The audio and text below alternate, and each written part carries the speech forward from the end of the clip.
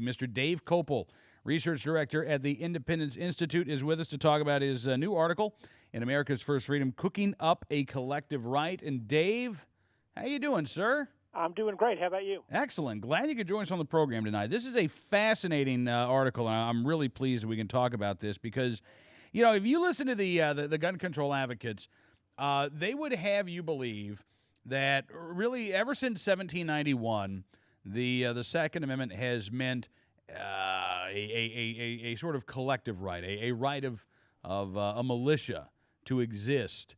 And it wasn't until the Heller case in 2008 that the Supreme Court stood precedent in history on its head and determined that the Second Amendment is an individual right. And this piece, Cooking Up a Collective Right, I mean, you go back and you find, what appears to be the first case in which this sort of collective rights argument was actually used. And it was not in 1791. No, it was in 1935 in a case from a federal trial judge in Florida. Although things didn't work out for his legal career, he was impeached by Congress the next year. Although not for that issue. Not for that issue. Okay, but the first federal court that talked about a collective right was in 1935. The federal court in the Southern District of Florida heard a challenge to the NFL. Exactly. That's where the concept comes in. The first time the collective right is actually used in a case by a reported case by a judge is the New Jersey Supreme Court in 1968. All right. So where did this judge in 1935? Where did he get the idea that this was not an individual right, but it was a collective right? Well, he kind of made it up by citing things that didn't stand for it. For example, there's an 1897 case from the U.S. Supreme Court called Robertson versus Baldwin, and that's a case that involves a merchant seaman who signs a labor contract, and then he jumps ship in some port, and they go find him and they drag him back and they make him continue to serve out his contract on the ship. Okay. And there's a lawsuit about this, and he says, that's a violation of the 13th Amendment. The 13th Amendment bans involuntary servitude. And here I signed, I know I signed this contract, but I didn't want to work anymore, and making me work is involuntary servitude. And there's actually a lot of situations in which that labor, he might have an argument in that and the way U.S. labor law is developed. But the Supreme Court says, well, it is true that the 13th Amendment bans involuntary servitude when enforced by anyone. It's the one amendment that doesn't apply just to the government. But the court also says the 13th Amendment banning slavery, just like everything else analogously in the Bill of Rights, has certain implicit exceptions which everybody understood at the time, and they didn't even have to say explicitly. So, for example, the court says, the First Amendment says Congress shall make no law respecting the freedom of speech, but everybody knows that this isn't violated by a law against obscenity or a law against libel, says the court. And that's still, by the way, true in current doctrine. Mm-hmm. And then they go on to say, and the court goes through a litany of amendments with the various implicit exceptions they have. And for the Second Amendment, it says, that people have a right to keep and bear arms, but this isn't violated by a ban on carrying concealed weapons, which is in line with a lot of 19th century state court cases based on state constitutions, and some of them saying that this is also true for the Second Amendment, that it's fine. You have a right to bear arms, but not in any possible way. So if the legislature bans concealed carry and allows open carry, no problem with that. So that's Robertson versus Baldwin. Okay. And so Robertson versus Baldwin stands for the principle you can ban concealed carry, and sort of more generally for the point that there can be that there may be some implicit exceptions to the Second Amendment right, that the right's not absolute. But Robertson versus Baldwin never says anything like, the right doesn't belong to individual Americans, Mm-hmm. Or that the right is only for individual Americans when they're in a militia,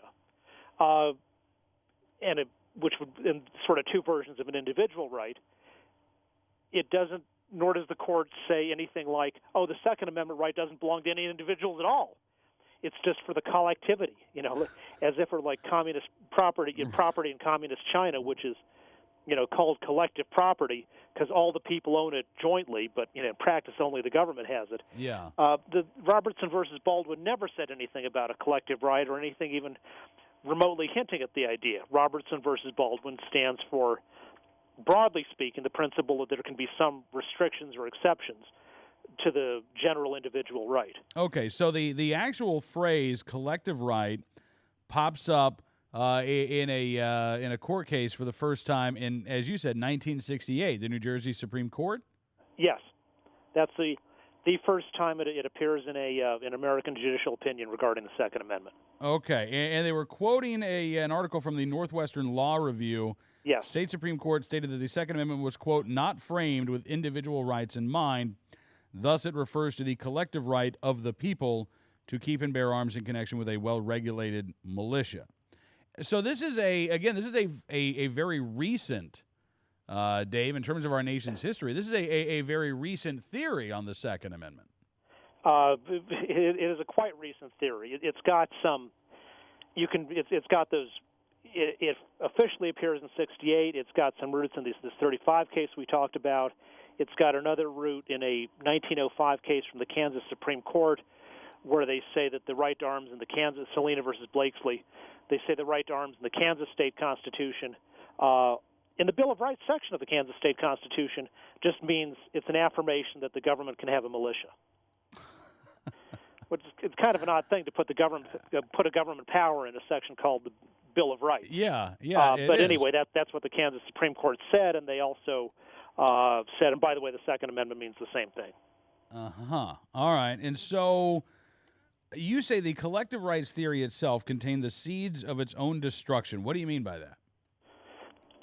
Well, it's first of all, it's just textually incoherent because we have the phrase right of the people is not something that appears in our Constitution only. In the Second Amendment, there's the First Amendment, right of the people to assemble. And there's the Fourth Amendment, right of the people to be free from unreasonable searches and seizures. Mm-hmm. And everyone understands that that's a right that can be exercised by individuals. Presumably to assemble, you need another individual to do it with, but you're both exercising your individual rights. It's not a right that belongs only to the government. The right of the people to assemble doesn't mean the right of the government to have a meeting. And the right of the people to be free from unreasonable searches and seizures doesn't mean that you can't look in government offices.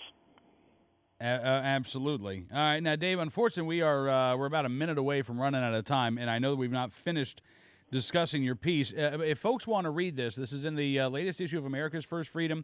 Do you have a copy up on your website as well? It is on my website, davekopel.org, davekopel.org, and you'll find a link on that homepage. All right, because this is fascinating history, and it's such a great rebuttal to the anti-gunners who insist that they're on the side of the founding fathers when it comes to the right to keep and bear arms. So thank you for the research, and thank you for coming on the program tonight, Dave. I'm always honored to be on. Thank you, sir. Dave Kopel, Research Director at the Independence Institute. And that title, no lie, I mean, some serious research on this article. Join us here tonight on Cam and Company.